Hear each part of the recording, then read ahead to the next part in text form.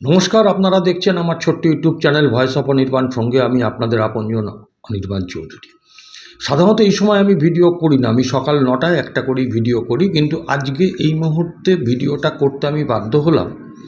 কারণ কিছুক্ষণ আগে শুনলাম যে পশ্চিমবঙ্গের যুবভারতী ক্রীড়াঙ্গনে মেসির প্রদর্শনীকে কেন্দ্র করে যে অপ্রীতিকর ঘটনা ঘটেছিল, সেই ঘটনার প্রেক্ষিতে রাজ্যের যিনি স্পোর্টস মিনিস্টার অরূপ বিশ্বাস, তিনি পদত্যাগের ইচ্ছা প্রকাশ করে মুখ্যমন্ত্রীকে চিঠি দিয়েছিলেন এবং মুখ্যমন্ত্রী সেটা গ্রহণ করেছেন।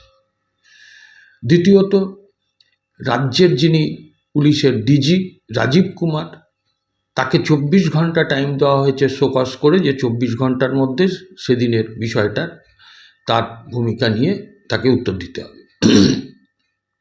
বিধাননগর কমিশনারেটের 2 কর্তাকে চিঠি দেওয়া হয়েছে।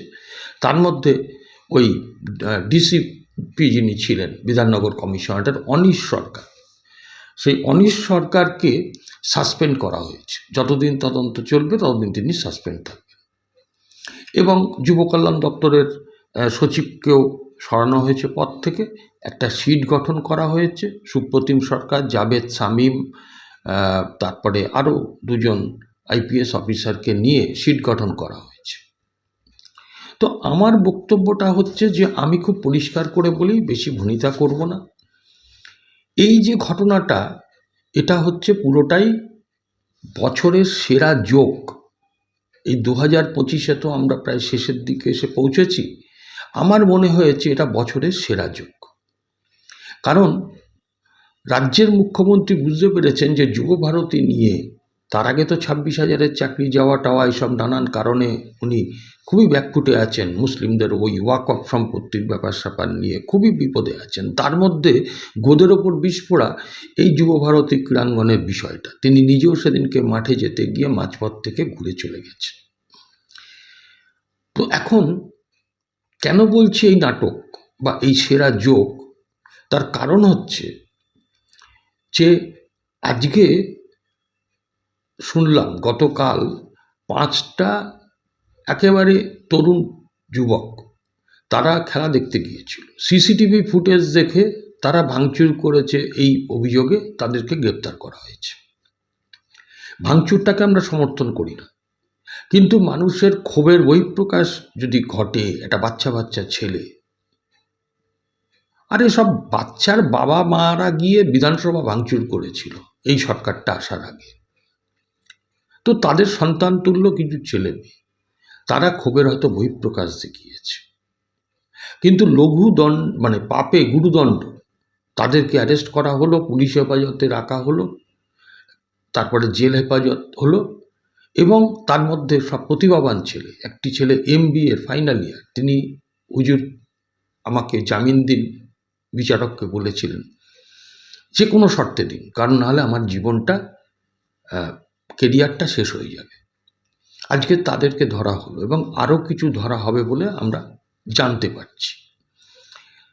আমার বক্তব্য হচ্ছে যে সেই দিনকার ঘটনার জন্য যদি গ্রেপ্তার কারুকে করতে হয়, তাহলে এই অরূপ বিশ্বাস এবং সুজিত বসুকে প্রথম গ্রেপ্তার করা দরকার।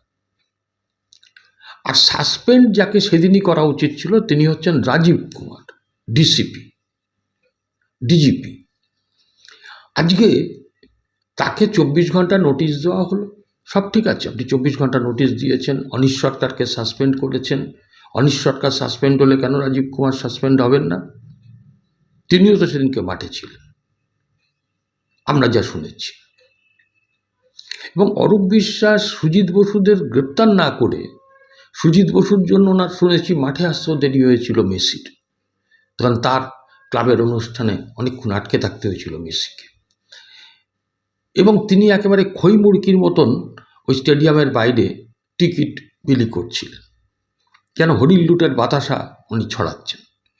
তো আজকে এদের কেন গ্রেপ্তার করা হবে না? এরাই তো ওই বাচ্চা কাচ্চাগুলোকে নিয়ে, পরিবারের সব লোকজন নিয়ে ছবি টবি তোলা, মাঠের মধ্যে বিশৃঙ্খলা সৃষ্টি করা, দর্শকদের না দেখতে দেওয়া, সব কিছুর মূলে এরা। আজকে সাসপেন্ডটা সেই দিনই রাজীব কুমারকে করা উচিত ছিল, কারণ কলকাতা এই রাজ্য পুলিশ তারা অপদার্থ। অপদার্থতার পরিচয় দিয়েছে।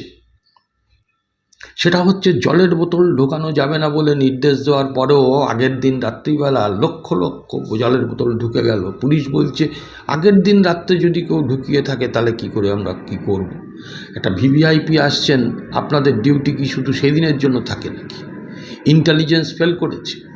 আর ওই জলের বোতল সেখানে 20 টাকার জলের বোতল 200 টাকায় বিক্রি হয়। কি করে হয়?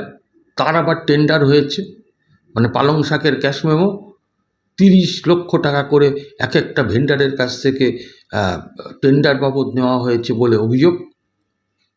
আমার বক্তব্য নাটক এই জন্যই, কারণ মমতা বন্দ্যোপাধ্যায় যখন বুঝতে পারলেন যে আর আমার কোনো রকমভাবে বিপদ কাটানোর সম্ভব নয়, তাই আজকে এই কাজগুলো করলেন। আজকে অরূপ বিশ্বাসের ইচ্ছা প্রকাশ করতে হবে কেন? আপনি মন্ত্রিসভার মাথা। আজকে সেই কারণে আপনি অরূপ বিশ্বাসকে পদ থেকে সরিয়ে দিলেন না কেন? তার তো গ্রেপ্তার হওয়া উচিত ছিল। আবারও বলছি, বামফ্রন্ট সরকারের আমলে যে সল্টলেক স্টেডিয়াম সুভাষ চক্রবর্তী, জ্যোতি বসুদের উদ্যোগে তিলে তিলে বানানো হয়েছিল, সেগুলো আজকে ওখানে ধ্বংস হয়ে গেল। 2.5 কোটি টাকার সম্পত্তি নষ্ট হয়ে গেছে। কে হিসেব করলো? সব থেকে বড় কথা হচ্ছে যে টাকা ফেরত দেওয়ার দাবি উঠেছিল।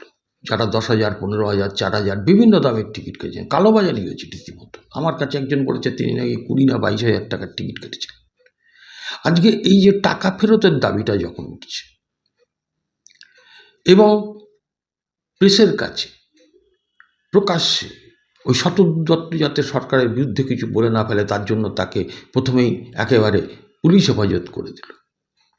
শতদ্রু দত্তের ইভেন্টেরই তো আন্ডারে ওই দিল্লিতে, হায়দ্রাবাদে এই শোগুলো হয়েছিল। কেন সেখানে কিছু হলো না? কেন পশ্চিমবঙ্গে হলো? আসলে একটা মানে মন্ত্রী তিনি আবার চিঠিটা দিলেন। চিঠিটা আমি দেখাচ্ছি আপনাদের, দেখুন কি অদ্ভুত চিঠি।